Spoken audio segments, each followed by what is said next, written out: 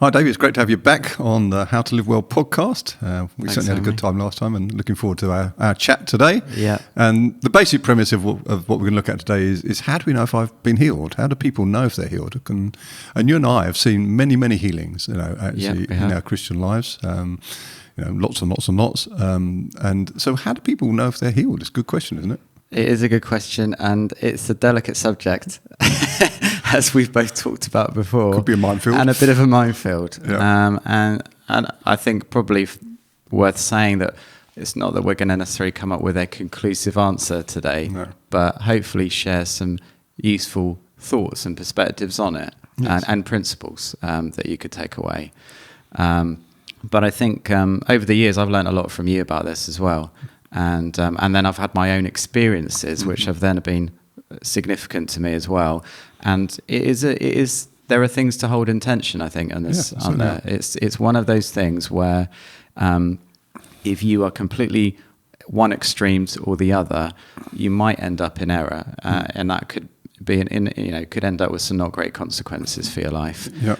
It's something that you hold different things in tension and walk that out with wisdom, I think, and in relationship with God ultimately. Yeah, I think we want to walk with faith and wisdom, and then the Bible talks about wisdom.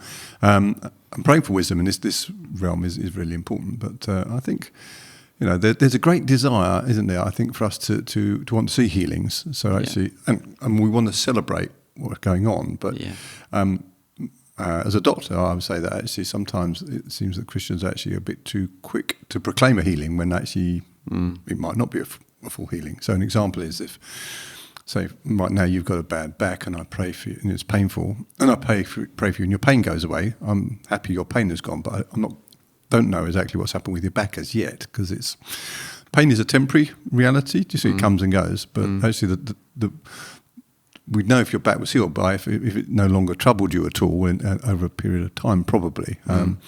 And so it is one of those ones because we want to celebrate everything, but I think, for my mind, I want to be celebrating what is obviously patently true right now. Oh, your pain's gone. No, good, I'll celebrate that. And then we're trusting God's done more than that, but actually that will show in time, won't it? So that's one of the things. Yeah, and I guess linked with this question of how do you know if you're healed or not there are other questions related to that in terms of, what is the thing that determines it? Is it the person themselves testifying it? Yep. Is that in itself, is that enough? Is it the medical professionals? Is that what we base it solely on? Or is it the data that they're interpreting? If somebody's being prayed for, is it the responsibility of the person praying?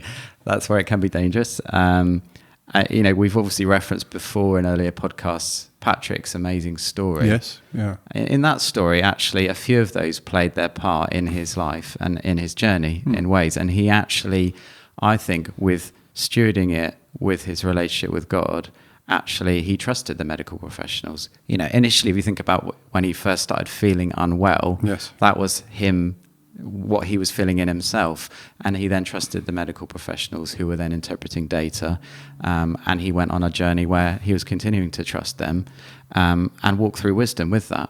But then I would probably say that he was filtering all of this and bringing it through his relationship with God. Always phenomenal relationship with God. Yeah, and ultimately it was by doing that he was able to hear God tell him something different. And then he's come full circle because he's still very much collaborating with the medical world now. He's living in this miraculous state. And they're investigating him. It's really interesting as a test case of something they've not seen before, of somebody who's come off the immunosuppressive drug treatment and actually has had no problems. His actually kidneys function has improved. It's been amazing. So it is an amazing story. I think there's some things I think it's quite straightforward. There's some functional realities with health, like if you've got a bad ankle, it's been mashed up, sports injury, and it hurts, and you can't walk on it. It's pretty obvious, and you might go to see your GP for that, and I say, okay, well, look at it, examine it, maybe X-ray it, just to find out what that realities are. But so if you came back to me and said, "Hey, doc." I just want you to check out my ankle because it feels perfectly fine now. I'll be going to the GP and said, why are you here? Because it's one of those ones you're thinking, it's the person's own functional reality that tells me, oh, that ankle's okay. You know? Yeah. And it doesn't matter what the X-ray says. If you can use it well, you're not in pain. It's not a problem. So those are certain things. What's the person's own reality that tells them what's going on? They've got functional healing, even if it doesn't look like it on X-ray, and that's important. But there are other things that are internal you can't tell, like blood pressure, for instance. You know. If you want to know whether you've been healed of high blood pressure, you need to take your blood pressure. So you can't tell that. Yeah. It's not, I feel I have been. And also, because high blood pressure doesn't necessarily have any symptoms related to it, it's one of those ones, it is something like a diabetes would be another one where if you believe you've been healed of diabetes, there's a simple way of checking out. Check your sugar levels. And I was telling you a story about that really impacted me. And well, I was glad I was there for it, and it was a big youth event. It was called New Day, great youth event, 5,000 young people, phenomenal things, and lots of God activity and healings happening, and the young people, being inspired to believe for miracles. And this young boy, about 14 years old, had diabetes, insulin-dependent diabetes, and he was prayed for one morning, and he really believed that he'd been healed, and so actually he stopped taking his insulin. That evening, actually, we were doing a call for healing and testimonies, and he came to tell me, he says, I think I've been healed of my diabetes. Oh, that's really great. I'm glad to hear that. Have you checked your sugar levels? And he said, no, I haven't. I said, so actually, what I did, I basically made a call for his youth leader to come with us. Look, this is whatever his name believes, we want to enter into that with faith. But I need you to go with him back to the tent now and check his sugar levels, because we do need to be wise about this. And the reality is, unfortunately, when they got back to the tent, his sugar levels were still high. He hadn't been healed of diabetes, and he did need to resume his insulin, which he did. Now, I'm glad we had that intervention, because actually he needed that intervention with me as a doctor to actually, well, his life could have been in jeopardy. That was the problem. And that's one of those illustrations you think, So there's some things it does need medical checkout, really. Yeah, and I think that kind of brings to mind a sort of this whole area of like walking in maturity in terms of healing, which we've talked about before in terms of generally the body of Christ. We've got a long way to go in this area, and I think obviously I don't know what happened in that story. I wasn't there, and I don't know what happened in the interaction between that boy and God in that moment. But if he did have this revelation from God, maybe we often receive something like that and we think, oh, it's instant, it's now. Now's the time to do this and that and measure it. And actually, it could be that he was maybe called to kind of sit in this place of actually still trusting the medical facts, but also living from a place of truth. Do you know what I mean? And actually, it doesn't mean necessarily doing something instantly. I think sometimes we can kind of interpret it that it has to look a certain way. And I think we've talked before also about sometimes, the assumption is if I don't believe that I'm healed, then I have a lack of faith, and I'm an inferior Christian. And so doing anything other than a kind of really kind of radical step, whatever, is a lack of faith. But often what can happen is people are taking these steps really out of, it's another form of fear and compulsion. Actually, it's more, rather than faith motivated, it's like, oh, I have to do this, otherwise I'm not a proper Christian. Yeah. That isn't coming from a place of faith. It doesn't bring peace with it, and it isn't from God. It's just to say, I should believe this is true. I want to believe it's true. I want to be healed of. Yeah, and really wanting it doesn't make it so. No, not necessarily. which is, and I agree, because we're on this whole journey. It's like, so if we go back to that young boy, one of the things, because I would hope there are ways of saying, okay, look, if you really trust in God, I'll trust God alongside you as your doctor, and we'll reduce your insulin level by a really small amount. So not dangerous, but it would actually show on the test, and then we could check it again, and if it's okay, then we could go down again. And I think sometimes we could celebrate an instant, hopefully, but actually that's dangerous. But actually there are ways of doing this in collaboration with the medical world, where doctors with faith could actually enter into that realm of faith with you. And I think there is a way of actually trying to monitor that through, which would be safe for everybody. Do you see what I mean? I think because I've often thought about that. If somebody said to me, I feel I've been healed of my diabetes, or I want to be, I said, well, that's okay. Let's go for it. And I think you can do it safely by interacting with the medical world in a way that, and everybody's actually, I think, aware and winning. And obviously, not fun with the child, it needs the parents' consent. That was the other side of things that was concerning. Yeah. That his parents weren't there, so there was no way we were going to do that at that Bible week. Because if they're underage, it needs. So that was the other thing that concerned me. What his parents were thinking. So we had a duty of care towards him. Do you see what I mean? His youth leader did. So that was important. And another one I think that's challenging, and it's challenging just without bringing faith into it, is something like epilepsy, which is something that's not happening all the time, could happen.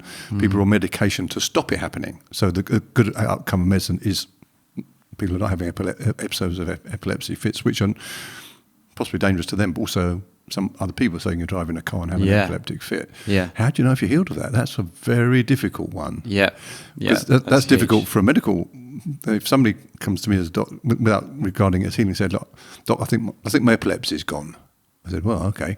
I said, "Right. Well, if we stop your medication, these are the risks. If you have a fit, would you be willing to lose your your driving license? And it could be dangerous." So those are ones that are particularly difficult, and I don't want to tell people they're not healed, but it's quite tricky. It's complex. Is epilepsy? Is that something that are there scans that can be done of the brain or anything to measure that? No, not necessarily. You can see that scans would actually, if somebody's got some damage to their brain or malfunction, it might be more likely to have epilepsy. But no, epilepsy is one of those sort of, it can happen without any necessary.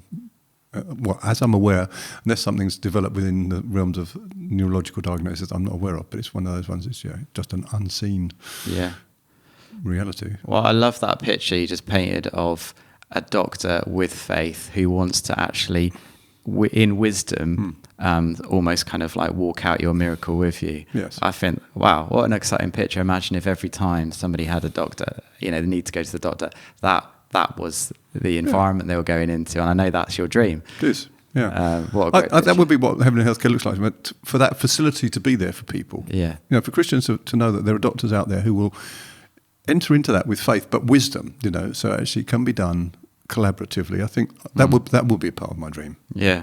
And then there's some other things that are mysteries, like you've got a story from Chris Gore, your friend of mine, Chris Gore, haven't you? Yeah. Well, if we think about it from the other kind of end of the extreme, which is someone is only ever healed if the medical data tells me they are. Yes. That is also dangerous for different reasons. Yes. If you're just going to be reliant on that, isn't it? And this is a great illustration of that. It's kind of mind-boggling. It's confusing, or whatever you like. Yeah. So a few years ago, I had this story from Chris Gore at Bethel Church, and I believe it was at a conference that he was speaking at. And he prayed for this. He sees a lot of phenomenal healings, doesn't he? Phenomenal healings. Oh, yeah. And he prayed for this lady who had a disease. I don't know what it was, but she'd had a disease that had completely rotten her sternum. So much so that I think it either wasn't there or it... Totally dysfunctional. Yeah, effectively wasn't there. So her ribs were just floating around. And she barely had any movement because, as I understand it, if she moved wrong in any way, a rib could sort of perforate, damage her lung or heart, a major organ, and she'd be in serious trouble. He prayed for her. She went home, and I think he gave her his number. And a few days later, he gets a picture message text through, and it's her doing heavy-duty gardening in the garden. And he's like, okay, that's interesting. And then he gets another one, I think, a few days later, and she's like wrestling the grandchildren in the garden. Yeah. And then I think there might have even be a third where she's doing something effectively like weightlifting or something like that. And he's like, okay, well, she's obviously doing well. But the really interesting thing is she then when she went back to the doctor and had scans done, it still showed that there was no sternum. No, yeah. so she had a supernatural sternum. Yeah. I mean, that is mind-boggling. I love that. I love it. But a converse to that is actually, because people have metal placed in their bodies for various things. Metal rods for backs and and limbs and stuff like that sometimes. And I've seen that. I've seen X-rays where you can see this metal on X-rays, obviously, and obviously that often restricts movement quite significantly. And there's certain things you can't do because you've basically got metal in place of bone, and it has a purpose to keep you rigid. And I know people where you can see the X-ray where they've still got the metal, but actually they're completely mobile, which doesn't make any sense. How do you do that with that? Which again, it's that thing. So a medical confirmation would tell you, no, that's not possible. Yeah. Do you see it? But but God can do anything. So God's not restricted by, if you like, the medical information. No. Another one I love is a really interesting one was somebody who'd had a spinal. I love this. Spinal operation with the rod in the back, but they had rings of wire to keep it all in place, and he was healed. He was prayed for and felt completely better, able to then move his back. And when the X-ray showed that there was no rod, but they still had the metal spiral there, and I've seen the X-ray. That is amazing, because it's just like God left them there just to say, just when you can. It is the right person, yeah. This is the right person. It's not the wrong scan. That's right. It's not the wrong X-ray. That's a genius bit of work, God. That's very clever of you. So those confounding things, we have to understand that God doesn't sit within rules of medicine, physics, whatever, of the earth. He's beyond that. Yeah. That information is obviously helpful, and it's important, and it's helpful, and actually helps the medical professionals give that person the care they need. But like you say, God's not constrained by that, and he brings his own evidence, doesn't he? And the other side is doctors sometimes find it very difficult to believe in miracles. They just, and it is a belief system that's because, and it's not necessarily scientific, but there's a sense of, this doesn't happen, this can't happen. And we had an example of that where there's a 3-year-old girl who had a very significant heart defect. She had a big hole in the septum of the heart that she'd been born with, and it was so large that actually it couldn't be surgically corrected at that time. So she was awaiting a heart transplant, and they were basically just waiting for her to get big enough, but basically to reduce the risk of surgery. And she was only 3, and she was quite a little tot. And then her mum brought along. They weren't part of the church. Her mum just brought along because she was part of our mother and toddler group, and I think my wife Kim invited them. They came to a meeting, and this little tot, her mum said, "Could you pray for her?" And she was quite active as a little kid, so I think as she passed, I prayed for her and passing her. She was passed. Drive-by prayer. It was because she wasn't inactive. This kid, she was running past me. Oh, and I didn't want to alarm her by she didn't know me very well, stopping her and let me pray for you seriously. So as she passed, pray for her. Took a couple of seconds probably, and the next day they were going for their heart check. And what was interesting, got there, and obviously the cardiologist did an echocardiogram, which is that's an ultrasound of the heart, and that he couldn't find a hole in the heart. But he struggled to believe the evidence that was in front of him, so there's something wrong with the machine. So then did another test which involves injecting dye and then taking X-rays of where the dye, because the dye would actually come through between the chambers of the heart. Yeah. And that was completely normal as well. Wow. Yeah. But he didn't believe that either. And it's just interesting because he didn't believe that medical evidence because it didn't fit in with his belief system. Yeah. So even sometimes medical people, although it's confirmed to them, they won't believe it because it's a belief. And he actually took her in, this little kiddie, for a whole raft of tests over a whole weekend, which were actually effectively unnecessary, in my opinion, because he wouldn't believe the evidence, the confirmation of her healing. Yeah. Wow. Yeah. It's good. So it's a minefield in all sorts of ways. Yeah, and it just shows you how it's for all of us, emotions play a part, don't they? Oh yeah. And actually, we're all kind of on this journey of trying to interpret everything through our own sort of lenses and things like that. And that's where ultimately bringing everything into the counsel of God is the key thing here, isn't it? Yes. And actually, I think monitoring your peace as well.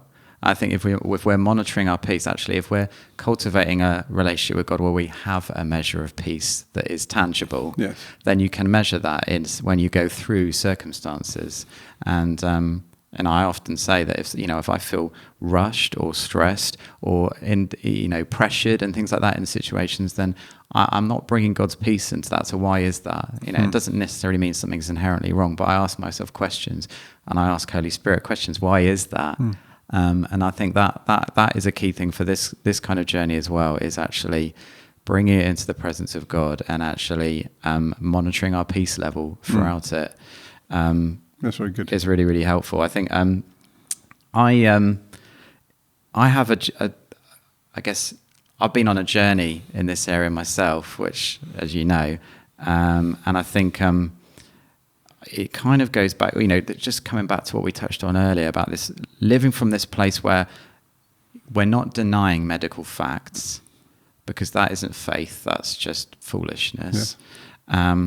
But we can acknowledge medical facts and value them, but also live from a place of truth. And if those two are at a place in your life where they feel like they're contradicting each other, actually that is the journey of faith, walking out that tension. It is, yeah, working that out. And it doesn't need to mean that to make myself feel better about this, I'm going to pretend I haven't seen this or disregard it and say that it's bogus and fake and all this kind of stuff. Actually, a healthy thing to do is to say, no, this is the place I'm living from, and I might not see this manifested right now, but I'm going to continue living from here. But whilst I do that, I'm gonna have a healthy respect for this over here. Sorry. Like I say, I think faith has to have expectation attached to it, doesn't it? I know that's a journey that I've been on, you've been on. In fact, sometimes I think I've looked at you and think, wow, there's a level of expectation there that is provocative to me. Do you know? And I've told you this before. Well, okay, they've just pushed the boat out a long way there. Right? I think, but because who am I to think I've got the ultimate, level of faith? We're all growing in faith. I think we should be provoked by others. But I think you've got some great stories of where it almost looks like presumption, but it's not. Do you see what I mean? And I think that's where sometimes people get confused, where you can actually confidently, boldly expect faith to heal people. As Jesus said, Jesus said, your faith has healed you. It will be done to you as you believe. He says that as Matthew. So and you've got a few good stories around there, haven't you? Yeah, it is a delicate area. I'm going to be honest about that, because there has been situations where somebody looking on at me could have thought, did he just tell that person that they are completely healed? And it could look like that, but what I try and do is stay behind that line. What I try to do is to bring people into a place of encouragement, so they can receive from God. And faith, Hebrews 11 tells us that faith is assurance. And what I try and do is live my life from that place and bring people into that, so that they can leave convinced that something is going to happen. But I never proclaim diagnosis over them, do you understand? I never, ever, ever, ever tell them what to do with it. No, what you're doing is you're leading people to an expectation of what Jesus can do, which is what you find in the Bible. The lady said, if I can touch him, I'll get healed. It's that sense of bringing people close enough to think, oh, yes, if I reach out to that, I could be healed. I think that's what you're trying to do, isn't it? It really could happen. And I think if I get people thinking it really could happen, quite often it does. But I never proclaim over them, this is your new medical status. This will happen to you. It's clearly not my role to do that. But it started with a journey that I went on. When I was in Mexico on a mission trip, and it kind of started a bit before that as well. But particularly on that mission trip, I was seeing extraordinary healings happening. And it was happening as a result of me kind of, I guess, stepping out in a new level. And I remember this one meeting where there was, at the end of a meeting that we were leading, this lady was brought over to me, and she had advanced breast cancer, and the tumor was very large. She could, it was noticeable from the exterior of the body, quite significant. And I think it spread as well. And she looked awful. She had looked really, really bad way. And I remember I just looked at her and I said, "Today's your day for a miracle." And it's one of those things. And I'd actually what I forgot to say is just before I did that, I called the whole room around. I called everybody, come here. God's going to do a miracle in this woman's life today. And then I said that, and it's one of those things that when the words come out of your mouth, I almost saw them come out, and I'm like, get back here, get back here. What am I doing? I did not plan to do that. It was in the anointing. It just came out. She went down in the spirit, and didn't see her for about 15 minutes because I was kind of talking and praying with other people. I saw her later. She sat on the side with kind of tear stains down her cheeks and big smile on her face and colour in her face, and looked totally different. And I said to them, what happened? And they said, oh, it's gone. And I was like, what's gone? And they were like, the tumour. She said, it's completely gone. Can't find it anymore. Wow. And I just, that was just one story. There was many like that. And when I got back to the UK, I couldn't let it go. I was like, and God led me to Mark 11. And in Mark 11, around verses sort of 20 to 24, is where we find the story of the fig tree. That Jesus curses it, and then the next day they see it and it's withered from the roots. And the disciples ask him about it, and he says, have faith in God. Whatever you ask for in prayer, believe that you have received it and it will be yours. And I was like, so it's the believing that I have it that's key here. Believing that I have it.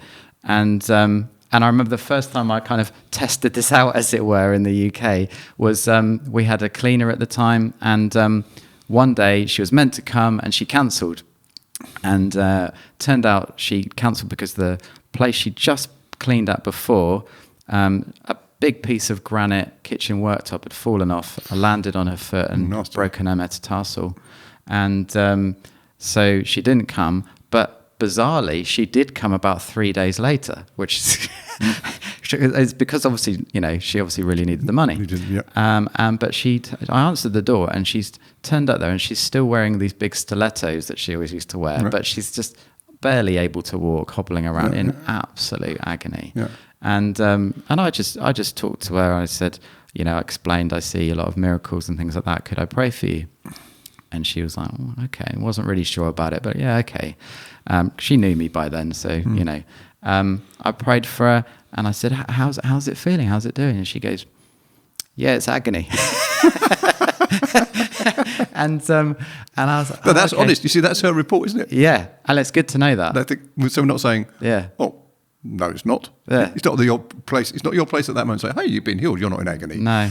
That would be wrong, wouldn't it? No, it would be wrong. Yeah. You can't denying their experience, the reality of the experience. That's not faith. No, that's not faith. That's imposition. Yeah. And what that does is actually make that person feel judged, condemned, all these things. Yeah. And ultimately, the biggest thing is that they feel loved, right? Yeah. But I walked away from that, and I walked into the garden. I just suddenly, as I was in the garden, I was thinking about this whole journey that I've been going on. I was like, I see what's going on here, God. Yeah. There's a secret miracle going on, and me and you, we know it yet, and we just get to celebrate it. She hasn't experienced it yet, and I just put myself in a place of celebration. Brilliant. I'm just going to celebrate God, and so I went and checked in with her later, and I said, "How's it doing now?" She goes, honestly, David, it's absolute agony. and I said, that's okay. And I said, but I want you to know I'm really excited about what's happening in your foot. And she just thought, well, you're very strange. This is a strange man. This is a strange man. I said, honestly, I'm so excited about what's going to happen in your foot. And that's, I don't always use that same language, but that's how I try and posture myself. Not saying, no, you just need to believe. Yeah. You just need to believe and have faith. No. I just tell them I'm excited. So it's your faith that's carrying this, but without any expectation. Yeah, I'm not putting it on you. No. But I want you to know I'm personally very excited. Yeah, good. And when people believe that it makes them think, oh wow, that's interesting. Something's happened. Anyway, this went on a few times before she left, and each time it was almost like it felt like it was worse. The agony was still there. And I said to her, look, Marta, I want you to text me as soon as it feels better, because I'm so excited about what's happening in your foot. She's like, okay. I never got that text message. Right. Never got it. What would have been the week later, but because she was late, it was about 4 days later. Yeah. She comes back to do the cleaning. Doorbell rings, answers the door. She's standing there in 2 stilettos, and she's completely healed. And I said, Marta, what's going on with you? She goes, David, I forgot to text you. I woke up the next morning and it was completely healed. Yeah.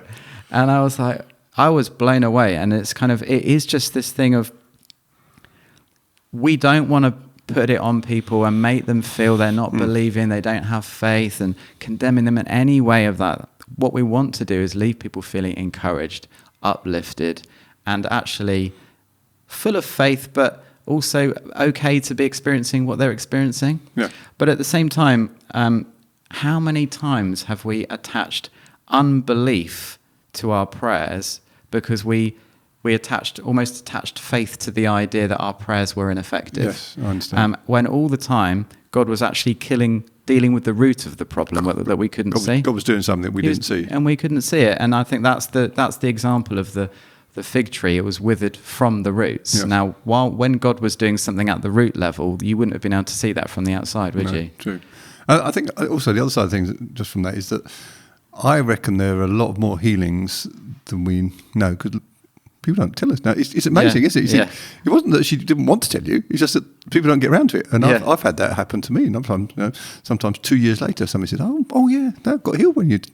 I said, it would have been nice to know. Do you see? But we don't have a right to know. That's the other side of things. It's not our Christian right. So I think that's why interrogating people for, have you been healed, is I don't feel at all comfortable with that. But also I think I have to trust God, and I think he's at work. So he's at work, and sometimes we don't even know it. It's amazing. Yeah. I guess that raises an interesting question of, why do I feel I have to know? As the person who's praying for somebody or something like that, is it because I need convincing myself that my prayers work? Am I trying to get some of my identity fed from this situation? Yes. And actually, that's not a healthy thing to be bringing into it at all, actually. And I've had many instances, like you have, I'm sure, where, I prayed for people and I have no idea what happened. No. I have no idea what the outcome is. I never saw that person again, particularly when it's been out in public settings and stuff. That there are ones where it is amazing and it's visible and it happens right there on the spot and it's a very public thing and attracts a lot of attention.